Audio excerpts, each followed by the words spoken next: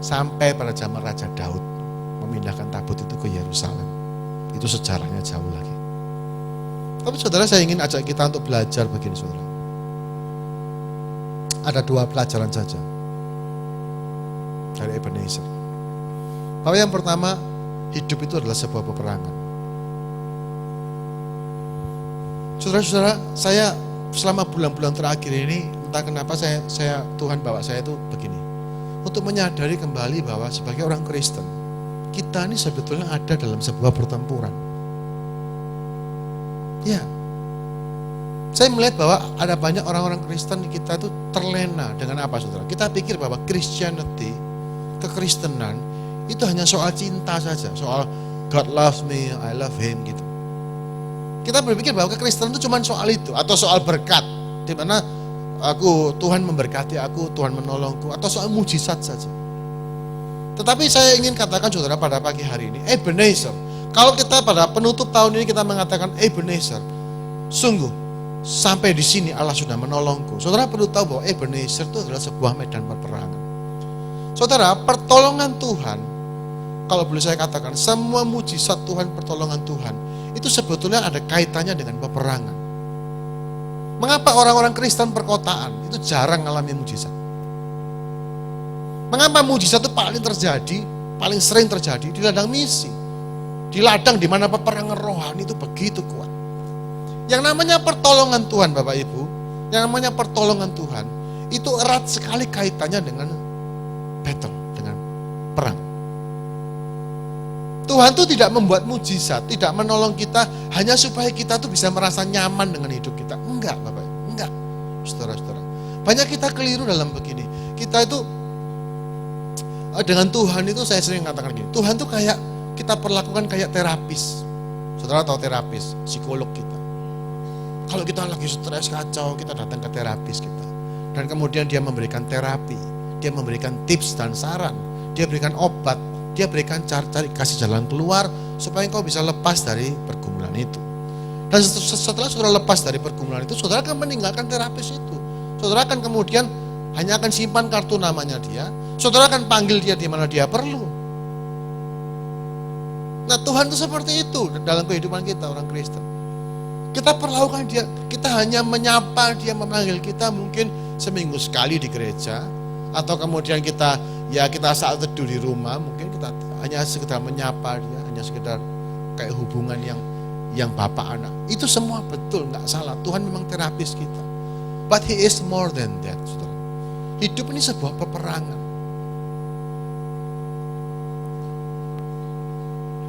1 Petrus 5 ayat 8 dan 9. Ini nasihat yang baik.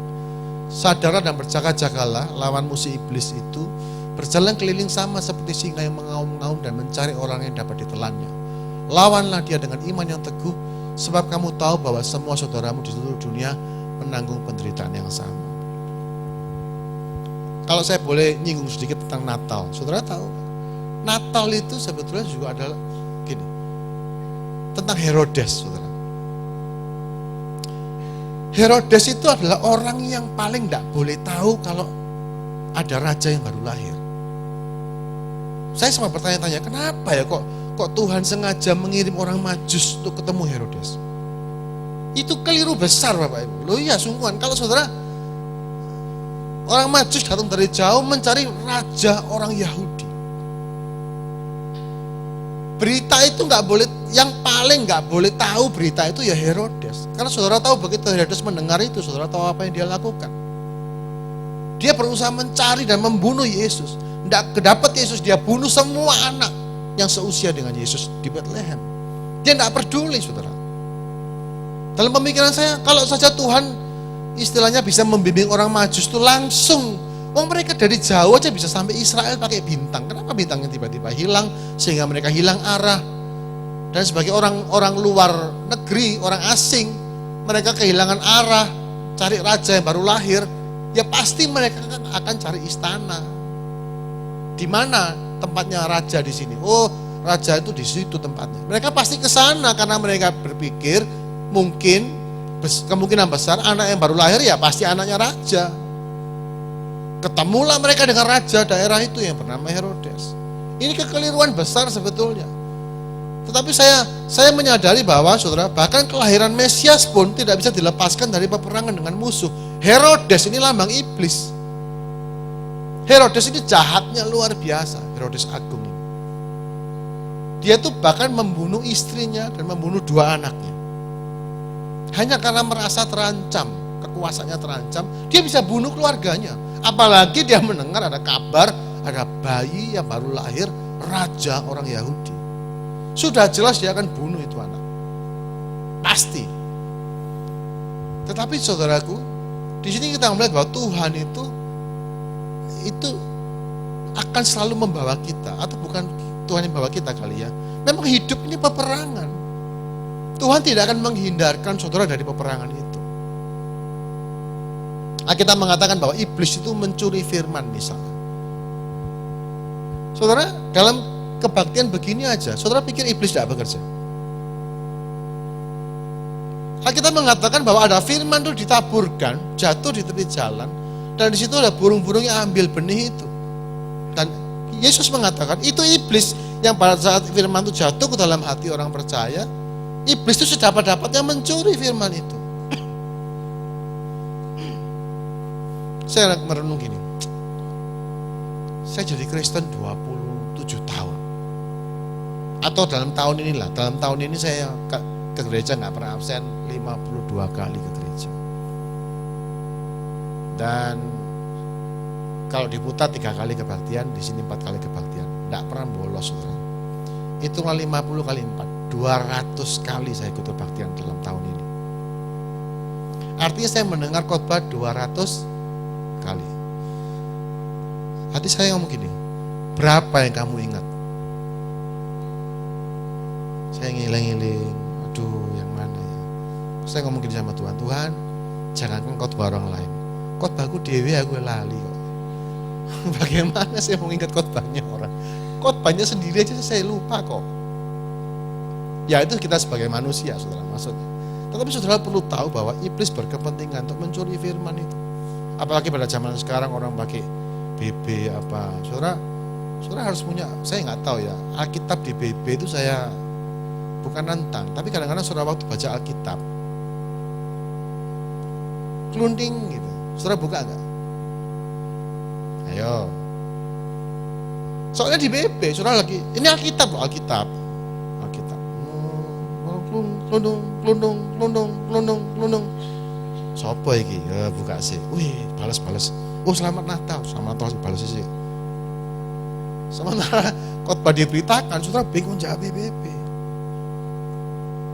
Menurut saya itu salah satu trik tekniknya iblis untuk mencuri firman. Dan saudara setelah itu sudah lewat dan saudara merasa sudah ke gereja, tapi saudara nggak sadar bahwa peperangan sudah terjadi dan kau dikalahkan.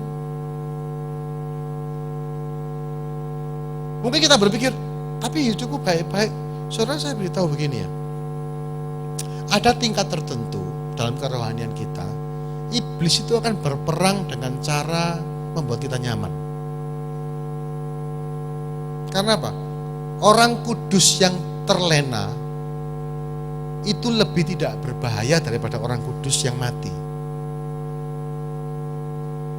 Saya ulang ya, orang kudus yang terlena dalam kenyamanan bagi iblis itu lebih gak berbahaya daripada orang kudus yang mati. Kalau iblis berani menyerang seorang hamba Tuhan, menyiksa dia, maka hamba Tuhan ini akan berperang dengan segenap kekuatannya, dia akan bersaksi, dan iblis memang gak mungkin menang. Dan kalau kita mendengar kesaksian-kesaksian yang luar biasa, hamba Tuhan ini bisa membangkitkan pasukan rohani. Tapi kalau iblis bisa membuat seorang hamba Tuhan terlena dalam kenyamanan, dibikin enak hidupnya. Saudara tahu apa yang terjadi dalam diri Daud waktu dia terlena dalam kenyamanan. Dia jatuh dalam berbagai pencobaan. Sebab itu Bapak Ibu saya ingin katakan begini. Kenapa kita perlu menyadari hal ini, saudara-saudara? Karena kalau kita tidak menyadari hal ini, bahwa hidup ini peperangan, Ebenezer itu adalah sebuah medan pertempuran, maka hidup kita ini akan kayak orang bingung. Saudara bisa bayangin, katakan, bisa bayangin nggak? Lagi ada perang yang dahsyat, dan orang-orang yang di tengah peperangan itu nggak tahu bahwa mereka sedang ada dalam peperangan. Mereka tahu-tahu kena batu, kena tombak, mereka bingung kenapa mereka ngalami ini, mereka bingung karena mereka ngalami itu. Mereka mempertanyakan Tuhan di mana, padahal mereka lagi perang nih. Tapi kita nggak sadar Bapak Ibu, kita nggak sadar. Setiap pencobaan, setiap saudara pergumulan dalam hatimu, setiap kedagingan kita, keegoan kita, pada saat kau ingin membela dirimu, setiap konflik kalau kau bertengkar dengan siapapun, itu semua melibatkan peperangan rohani. Saudara jangan berpikir bahwa begini, jangan pikir bahwa iblis itu tidak ada. Saya kemarin barusan ngobrol dengan mertua saya, dia bilang gini, tahu nggak ada beberapa orang Kristen dia bilang itu mengajarkan bahwa iblis itu sudah diikat di jurang maut, sudah nggak beroperasi lagi. Jadi kejahatan yang di dunia ini semua karena manusia katanya. Tidak Bapak Ibu, iblis itu bekerja dan ini akhir zaman, deadline sudah dekat dan dia bekerja makin giat. Masalahnya kita tidak melihat realita itu kan, kita nggak merasa masa sih gitu. Mungkin kalau nggak diingatkan gini kita nggak ngerasa bahwa masa sih kita hidup dalam peperangan. Iya Bapak, iya. Dan satu hal lagi yang saya ingin saudara cermati adalah bahwa saudaramu di seluruh dunia menanggung penderitaan yang sama. Bahwa orang-orang terdekat kita, keluarga kita juga mengalami peperangan yang sama.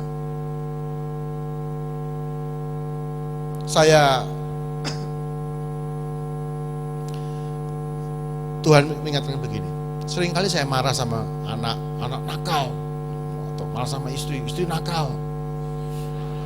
Enggak, istri saya enggak nakal. Tapi kita memiliki saat-saat di mana kita marah besar, konflik biasa.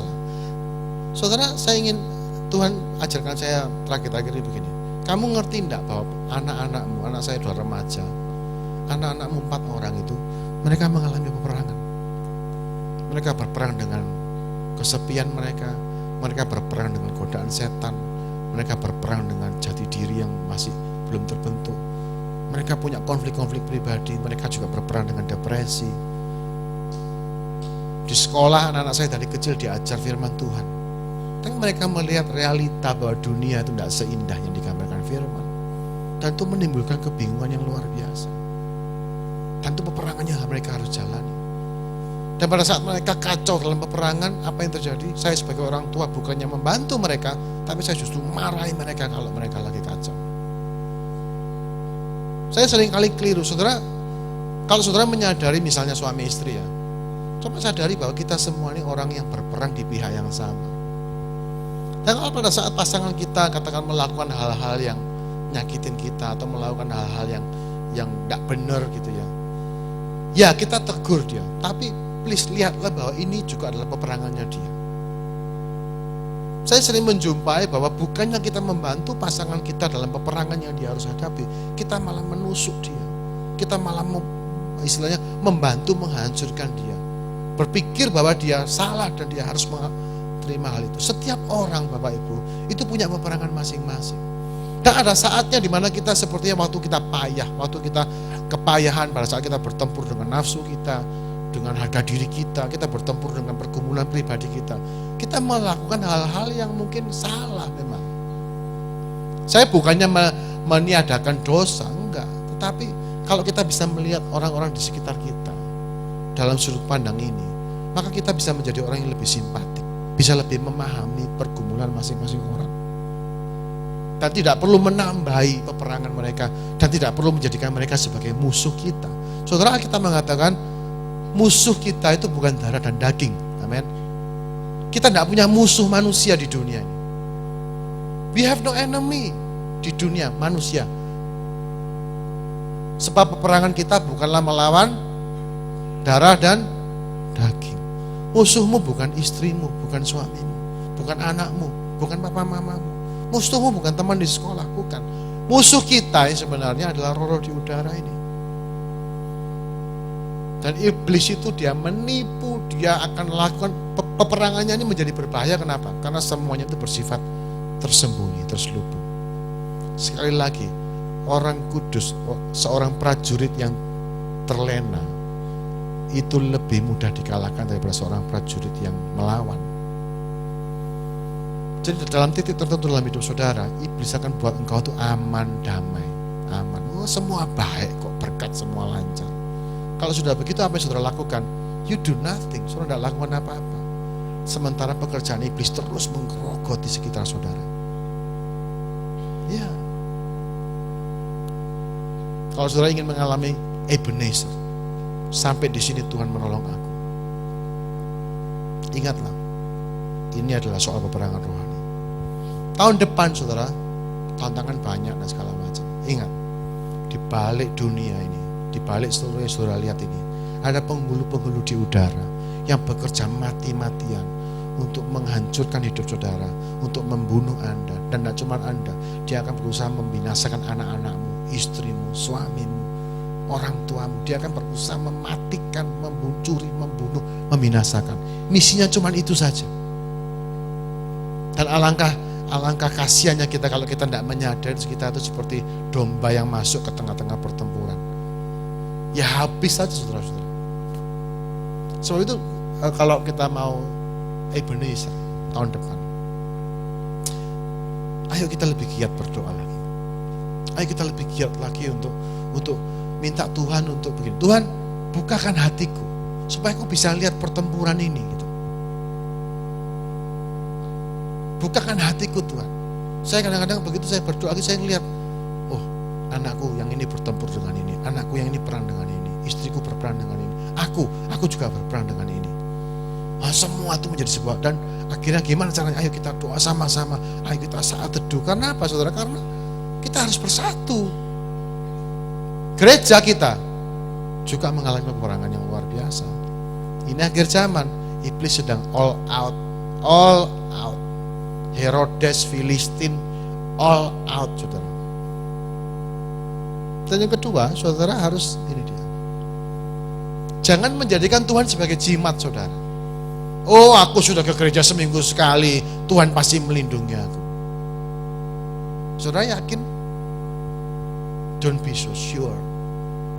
Ini tabut Allah dibawa, kalahnya tambah besar. Kenapa saudara? Karena hati yang menghormati Tuhan itu tidak bisa digantikan dengan apapun. Tuhan itu bukan jimat saudara. Saudara jangan berpikir bahwa aku sudah pakai kalung salib atau aku sudah lakukan bagianku, maka Tuhan seharusnya melakukan bagiannya. No. Tuhan tuh menginginkan hati saudara. Peperangan sebetulnya saudara, kalau saya ngomong peperangan rohani itu tujuannya apa sih? Peperangan rohani itu sebetulnya soal perebutan kekuasaan kok. Siapa yang menguasai engkau? Itu aja.